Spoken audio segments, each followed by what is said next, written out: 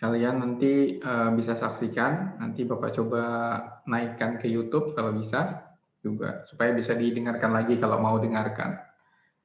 Oke, kita lanjutkan. Tadi sampai di hubungan desentralisasi dengan otonomi daerah, ya.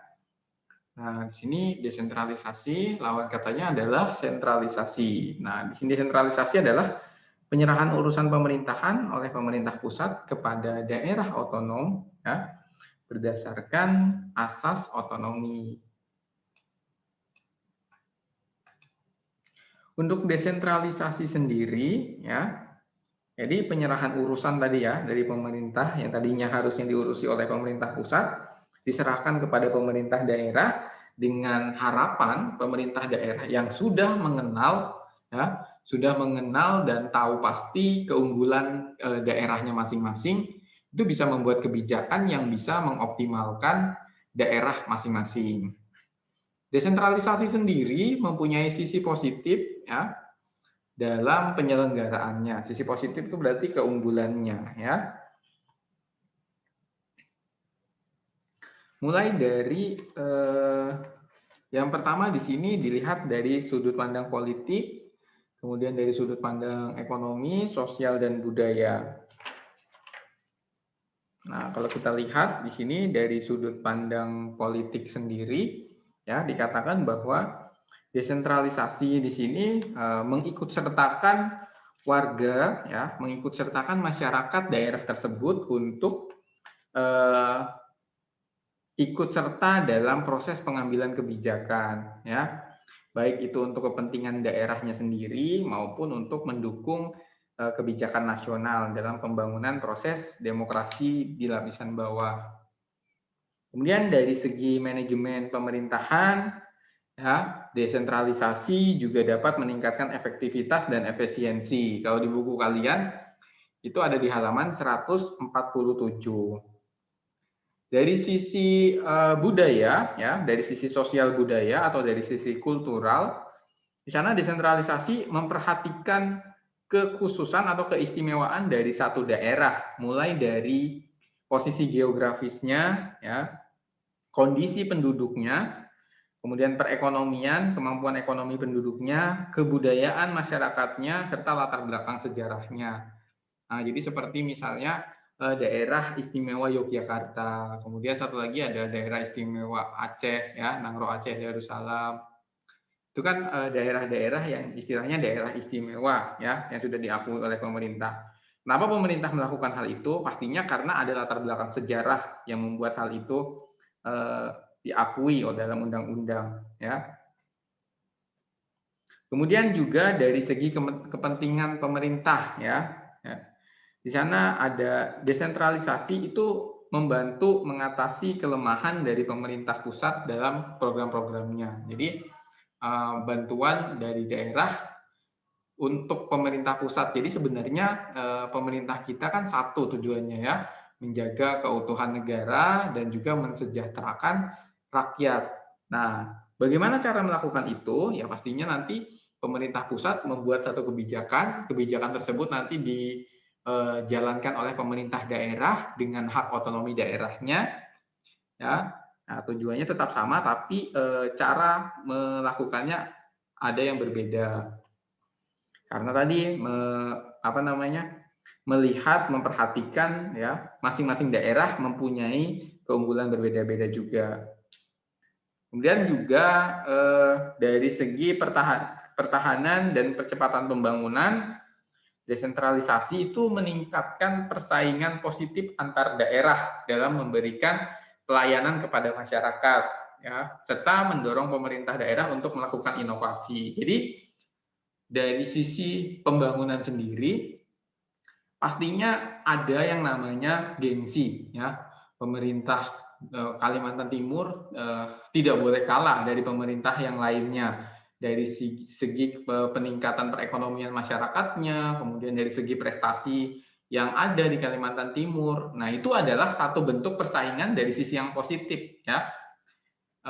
Bentuk persaingan yang positif. Bagaimana caranya supaya kita tidak kalah, ya.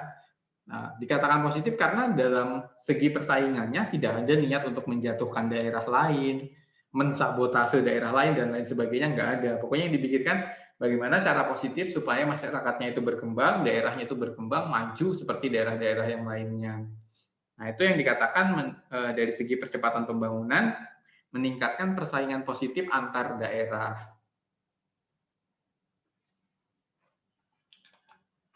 Kemudian di sisi lain ya ada juga kelemahan dari desentralisasi ya. Salah satu kelemahan yang diutarakan di sini adalah organ-organ pemerintahan yang struktur pemerintahannya itu dikatakan bertambah kompleks, bertambah banyak dan juga mempersulit untuk koordinasi. Jadi karena banyaknya daerah pemerintahan, banyaknya organ-organ pemerintahan ya.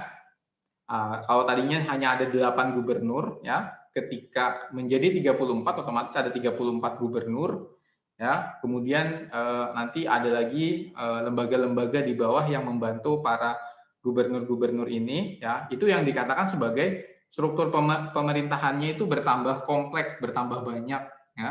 Yang itu akan mempersulit koordinasi. Kalau tidak dikoordinasikan dengan baik, kalau tidak diinformasikan dengan baik, maka akan mempersulit ya.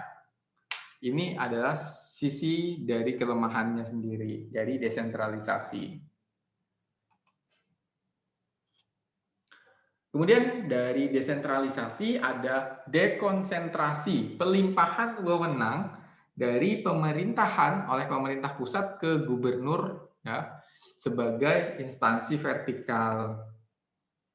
Nah, ini yang tadi Bapak bilang bahwa pemerintahan itu kalau dianggap sebagai perusahaan, maka yang di daerah ini adalah kantor cabang seperti itu ya. Pemerintah pusat membangun kantor-kantor kelengkapannya di wilayah administrasinya seperti kantor cabang ya. Kita anggap aja seperti Bank Indonesia ya.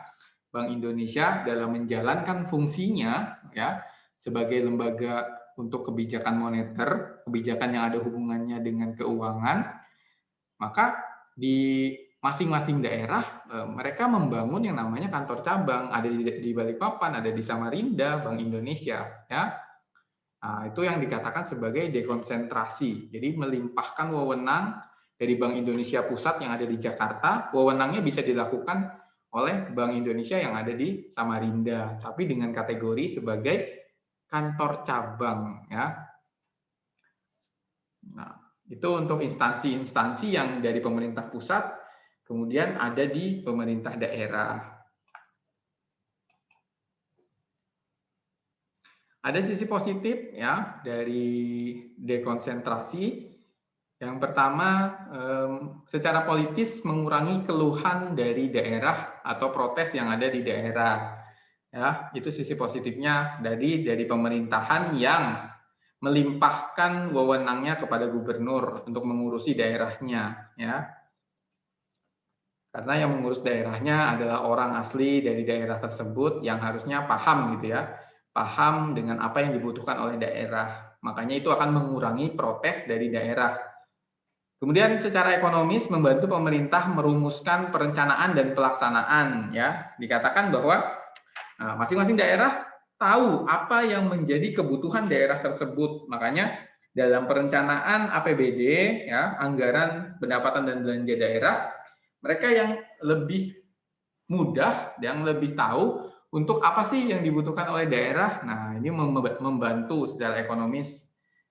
Kemudian memungkinkan kontak langsung antara pemerintah pusat dengan pemerintah yang ada di daerah. Selanjutnya di sini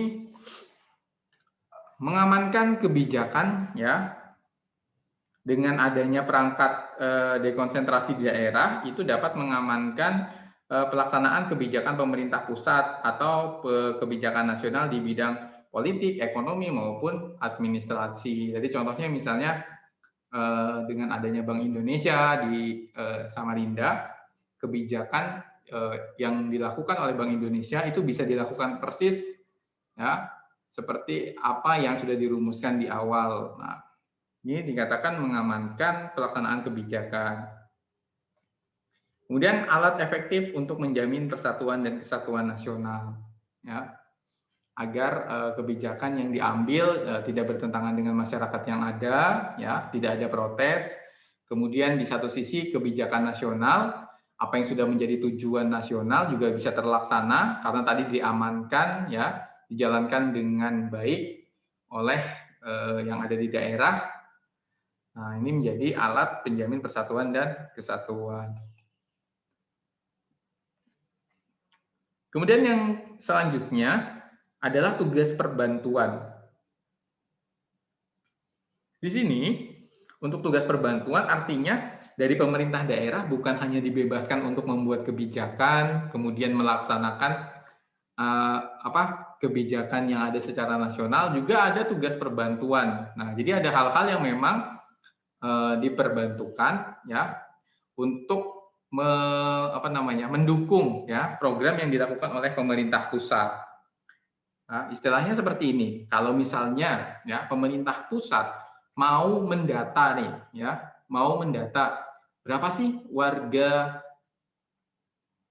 yang kurang mampu di daerah Kalimantan Timur gitu ya. Berapa sih warga yang kurang mampu di daerah Kalimantan Utara, Kalimantan Selatan sampai daerah-daerah yang lainnya. Nah, siapa yang tahu pasti tentang daerah tersebut? Yang tahu pasti ya mungkin lembaga-lembaga daerah yang memang ada di sana. Nah, disitulah yang dikatakan sebagai tugas perbantuan, ya. Dari pemerintah pusat itu memberikan tugas untuk dijalankan oleh pemerintah daerah, kemudian dari pemerintah provinsi memberikan tugas kepada kabupaten, kemudian dari pemerintah kabupaten atau kota memberikan tugas kepada desa untuk melaksanakan tugas tertentu. Ya mungkin salah satunya misalnya tentang data kemiskinan atau mungkin data perkembangan jumlah penduduk dan lain sebagainya. Yang tahu pasti kan daerah situ ya lembaga yang ada di situ, lembaga terkecilnya misalnya RT, ya desa. Itu dikatakan sebagai tugas perbantuan. Membantu mensupport kebijakan yang akan diambil secara nasional.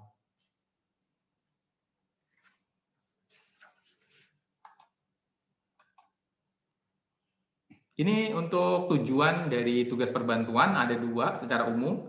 Meningkatkan efektivitas dan efisiensi pembangunan pelayanan umum, kemudian memperlancar pelaksanaan tugas dan penyelesaian masalah, serta membantu mengembangkan daerah. Nah, jadi memperlancar pelaksanaan tugas, apa tadi kebijakan dari pemerintah pusat, menyelesaikan masalah, ya. Kemudian satu lagi membantu mengembangkan daerah, ya, dari daerah-daerah yang ada. Oke, itu tadi untuk materi kita, ya, setengah dari bab 4, Bapak ngoceh dari tadi. Kalau ada yang mau disampaikan atau mau ditanyakan yang masih belum jelas, boleh ditanyakan kembali. Ada? Ini ada orangnya atau tidak? Ada, Pak.